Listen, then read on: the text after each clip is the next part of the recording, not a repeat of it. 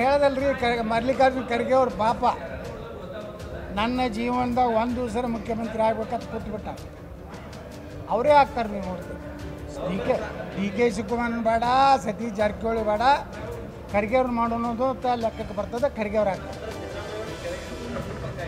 ಮತ್ತು ಪಕ್ಕದಲ್ಲೇ ಮತ್ತು ಅವ್ರಿಗೆ ಏನು ಹೈಕಮಾಂಡ್ ಅದು ಹೇಳಿದ್ದಕ್ಕೆ ಬದ್ದಾಗಿದ್ದದ್ದು ಯಾಕೆ ಹೇಳಕತ್ತಾರಂದ್ರೆ ಅದಕ್ಕೆ ನಮ್ಮ ಸಿದ್ದರಾಮಯ್ಯ ಸನ್ಮಾನ್ಯ ಮುಖ್ಯಮಂತ್ರಿ ತಮ್ಮ ಜ್ಯೇಷ್ಠ ಸುಪುತ್ರನ ಮೂಲಕ ಒಂದು ಧಮಕಿ ಕೊಟ್ಟರು. ಏನಂದ್ರೆ ಸತೀಶ್ ಜಾರಕಿಹೊಳಿಯವ್ರಿಗೆ ಎಲ್ಲ ಅರ್ಹತೆ ಇದೆ ಅಂದರೆ ನೀವು ಏನಾದ್ರು ಡಿ ಕೆ ಶಿವಕುಮಾರ್ ಮಾಡ್ತಿದ್ರೆ ನಾವು ಸತೀಶ್ ಜಾರಕಿಹೊಳಿ ತೊಗೊಂಡು ಒಂದು 70-80 ಮಂದಿ ಹೊರಗೆ ಬರ್ತೀವಿ ಅನ್ನೋಂಥ ಸಂಕೇತ ಸಿದ್ದರಾಮಯ್ಯನವ್ರಿಗೆ ಹೈಕಮಾಂಡ್ ಕೊಡುವಂಥ ಪ್ರಯತ್ನ ಮಾಡ್ಯಾರ.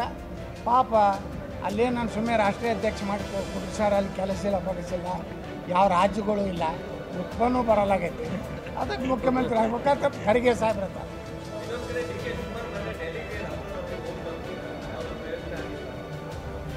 ಆಗೋದಿಲ್ಲ ರೀ. ನೋಡ್ರಿ, ಹೈಕಮಾಂಡದಾಗ ರಾಷ್ಟ್ರೀಯ ಅಧ್ಯಕ್ಷರ ಮುಖ್ಯಮಂತ್ರಿ ಆಗ್ಬೇಕಂತ ಗೊತ್ತಾಗ ಯಾವ ಡಿ ಕೆ ಶಿವಕುಮಾರ್ ಕೇಳ್ತಾರೆ, ಯಾವ ಸತೀಶ್ ಜಾರಕಿಹೊಳಿ ಕೊಡ್ತಾರೆ. ಇಲ್ಲೇ ಅಡ್ಡಾಡೋದು, ಇಲ್ಲೇ ಬೆಳಗಾವದಾಗ ಹೆಂಗಿತ್ತು ಸುತ್ತಾಕತ್ತ